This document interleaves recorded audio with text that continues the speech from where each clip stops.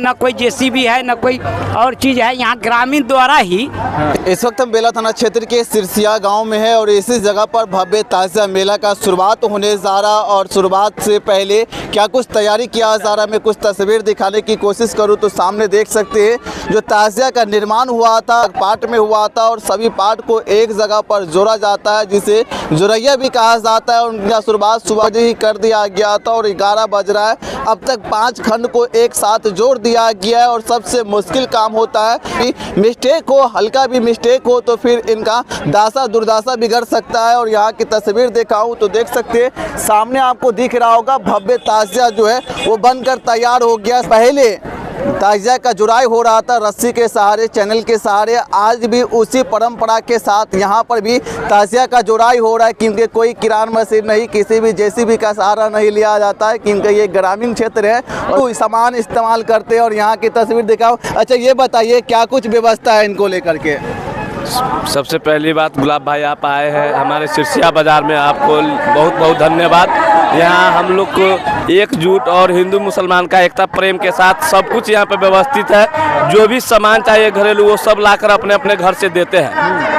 हिंदू मुसलमान सभी एक साथ एक ही प्लेटफॉर्म पर आकर के ताजिया जुराई में सहयोग कर रहे हैं जी। क्या नाम हुआ आपका? मेरा नाम मोहम्मद बशीर लहेरी। मोहम्मद बशीर लहेरी। अच्छा यहाँ पर क्या कुछ व्यवस्था हो रहा है? यहाँ जो व्यवस्था है आप लोग के सामने में देख रहे हैं, यहाँ कोई दूसरे तरह के चर्चा नहीं है। हिंदू मुस्लिम जो भी है सब अपने तरीका से इसमें सहयोग करते हैं। जिसका जो बन पड़ता है, यहाँ न कोई जेसीबी है न कोई और चीज़ है, यहाँ ग्रामीण द्वारा ही इस ताजिया को निर्माण किया गया है। ग्रामीण द्वारा ही इसको जोड़ जाड़ करके और मेला भव्य मेला लगाने का प्रयास हो रहा है और लगता है कि भव्य मेला लगेगा भी, ऐसा नहीं है।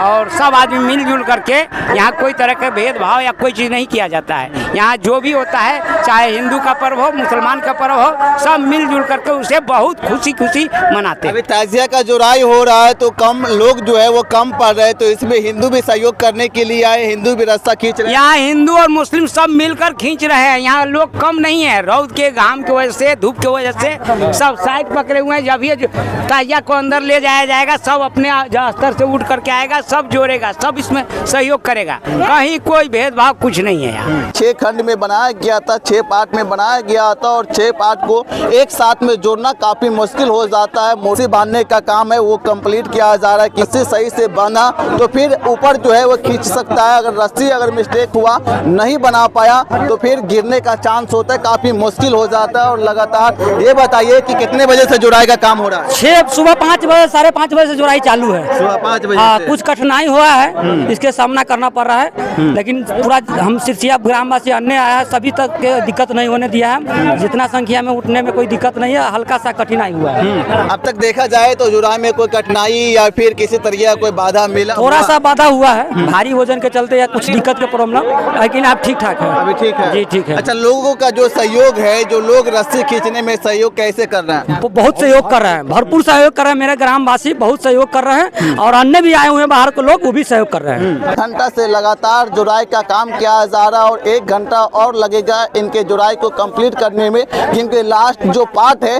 उसे अभी जोड़ा जा रहा है। और पहली बार आपको हम दिखा रहे हैं कि जुराई कैसे किया जाता है और ग्रामीण क्षेत्र में जो ताजिया आपको दिखाई देता है उनके जुराई में क्या क्या कठिनाई होता है, उनका तस्वीर पहली बार हमने दिखाने की कोशिश की है। और देखिएगा कि सभी जो युवा है वो सभी एक जगह इकट्ठा हो गए हुए हैं।